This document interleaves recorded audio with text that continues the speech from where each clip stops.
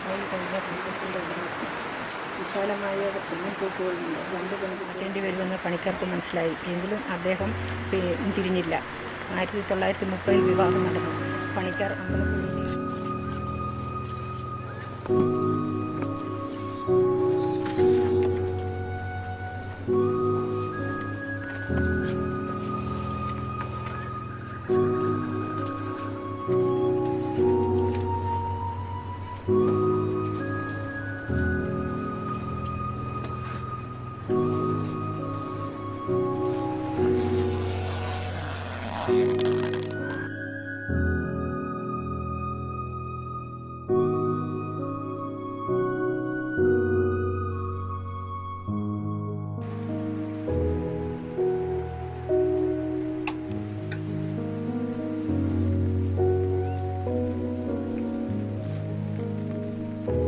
ഒരു ദേശത്തിന്റെ സാമൂഹികാരോഗ്യത്തിന്റെ സൂചകങ്ങളാണ് വായനശാലകൾ. മനുഷ്യന്റെ സർവോന്മുഖമായ വളർച്ചയുടെ തത്വസംഹിതകളായി അവ നിലനിൽക്കുന്നു. വായനശാല പ്രസ്ഥാനത്തിന്റെ സാമൂഹിക സമ്പർക്കമാണ് കേരളത്തിന്റെ നവോത്ഥാന വളർച്ചയുടെ ശിഖരങ്ങളായത്.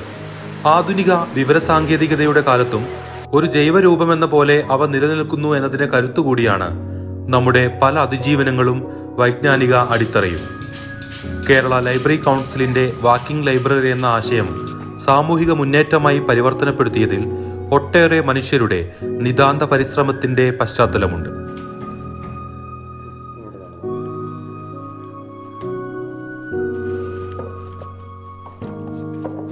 വയനാട് മൊതക്കരയിലെ നിശബ്ദ വായനാ വിപ്ലവത്തിന്റെ പേരാവുന്നു KP രാധാമണി.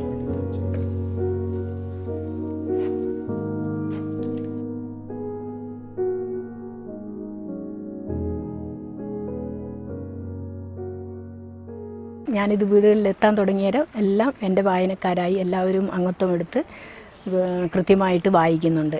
അപ്പോൾ നമ്മൾ കൃത്യമായി അവിടെ എത്തിച്ചു കൊടുത്ത് അവരുടെ മുമ്പിൽ എത്തിക്കഴിയുമ്പോൾ അവർക്ക് തിരഞ്ഞെടുക്കാൻ പാകത്തിന് ഞാൻ ബുക്കുകൾ കൊണ്ടുപോകും. അവർ തിരഞ്ഞെടുക്കും. 2 ബുക്ക് വീതം അവർക്ക് കൊടുക്കും.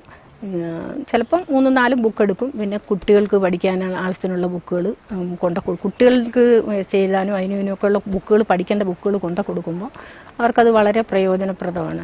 പിന്നെ അത് വായിച്ചില്ലല്ലോ ഉറക്കം വരാത്ത ഒരു സംഭവത്തിലേക്ക് എത്തി. അതങ്ങനെ തുടർന്നു പോയി. 5ാം ക്ലാസ്സിൽ പഠിക്കുമ്പം ലൈബ്രറി ബുക്ക് വീടുകൾ, ഞാൻ എൻ്റെ ജനിച്ചതും വളർന്നതൊക്കെ കോട്ടയം ജില്ലയിലാണ്, വാഴൂർ NSS സ്കൂളിലാണ് ഞാൻ പഠിച്ചത്. അപ്പോൾ അവിടുന്ന് സ്കൂളിൽ 5ാം ക്ലാസ്സിൽ പഠിക്കുമ്പോൾ ആഴ്ച തോറും നമുക്ക് ലൈബ്രറി ബുക്ക് എല്ലാ ക്ലാസ്സിലും കൊണ്ടുവന്ന് കൊടുക്കും. അപ്പോൾ ആ ബുക്ക് വെള്ളിയാഴ്ച കിട്ടിക്കഴിഞ്ഞാൽ അത് വായിച്ചിട്ട് തിരിച്ച് പിറ്റേ വെള്ളിയാഴ്ച കൊടുത്താൽ മതി. അപ്പോൾ അന്നേരം എൻ്റെ അച്ഛൻ തീരെ വിദ്യാഭ്യാസം ഇല്ലാത്ത ആളായിരുന്നു. അപ്പോൾ ഈ കഥകളൊക്കെ ആയിരിക്കും. ഇത് ഞാൻ അച്ഛന് വായിച്ച് കേൾപ്പിക്കും. അച്ഛന് നല്ല താല്പര്യം, അച്ഛനും പഠിത്തമില്ലാത്ത ആളാണല്ലോ. പിന്നെ അങ്ങനെ വായിച്ച് കേൾപ്പിച്ച് പിന്നെ പീഡിയെന്നൊക്കെ എന്തെങ്കിലും കടലാസുകളൊക്കെ കൊണ്ടുവന്നാൽ അതെല്ലാം ഞാനിങ്ങനെ വായിക്കാൻ തുടങ്ങി. അപ്പോൾ അത് ആ വായനയിലൊരു താല്പര്യം എനിക്ക് എൻ്റെ അച്ഛനിലൂടെയാണ്. അച്ഛൻ ചോദിക്കും ചില ആഴ്ചയിൽ പുസ്തകം കിട്ടിയിട്ടില്ലെങ്കിൽ പുസ്തകം ഇല്ലേ എന്ന് ചോദിക്കാറുണ്ട്. അപ്പോൾ അങ്ങനെ ഒരു വായനാശീലം വന്നു. 65 പിന്നിട്ട രാധാമണിയുടെ ജീവിതം തുടരുന്ന അധ്യായങ്ങളുള്ള ഒരു പുസ്തകമാണ്. സുസ്ഥിര ഗ്രാമവികസന പദ്ധതികളുടെ ഭാഗമായും അംഗൻവാടി അധ്യാപികയായും ടൂറിസം ഗൈഡായും വാക്കിംഗ് ലൈബ്രറിയനുമായുമെല്ലാം അവർ ജീവിച്ചു പോന്നു. അതിസാധാരണമായ സാഹചര്യങ്ങളിൽ നിന്ന് മറ്റുള്ളവരെ സദാ പ്രചോദിപ്പിക്കുന്ന പ്രകാശിക്കുന്ന ജീവിതമായി അത് തുടരുകയാണ്.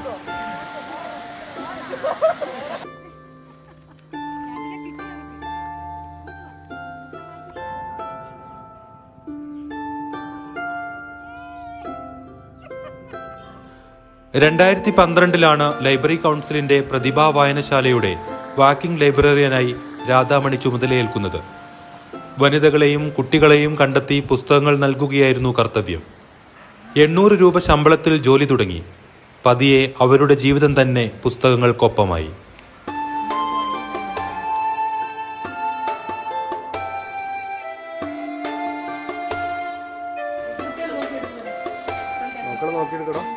പ്രതിഭാ വായനശാലയിൽ നിന്ന് ഓരോ മാസവും 500 പുസ്തകങ്ങൾ തനിക്കരികിലുള്ള ലോകത്തേക്ക് അവർ വിതറിയിട്ടുകൊണ്ടിരുന്നു.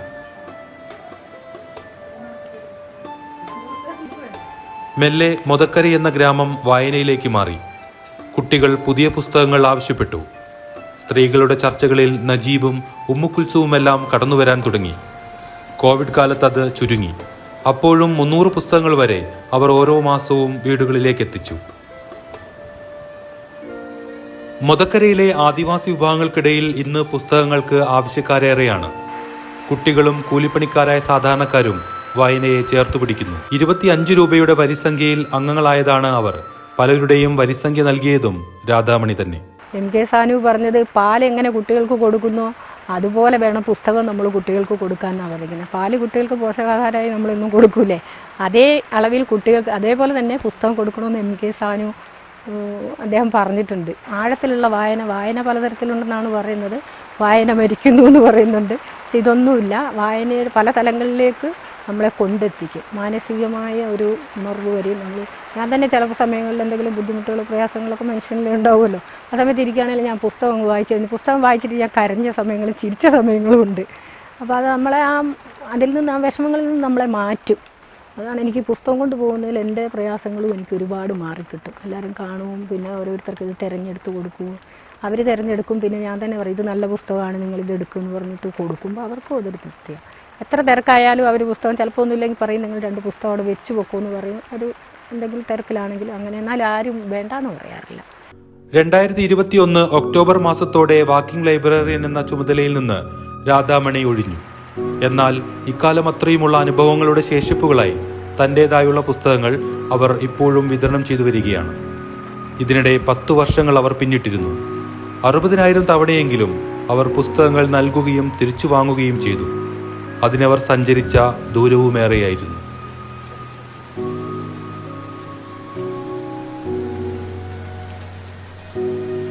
പത്ത് വർഷത്തെ ആ പുസ്തക ജീവിതം കഴിഞ്ഞുവെങ്കിലും ഈ ദേശക്കാർ ഇന്നും രാധാമണിയെ കാത്തിരിക്കുന്നു.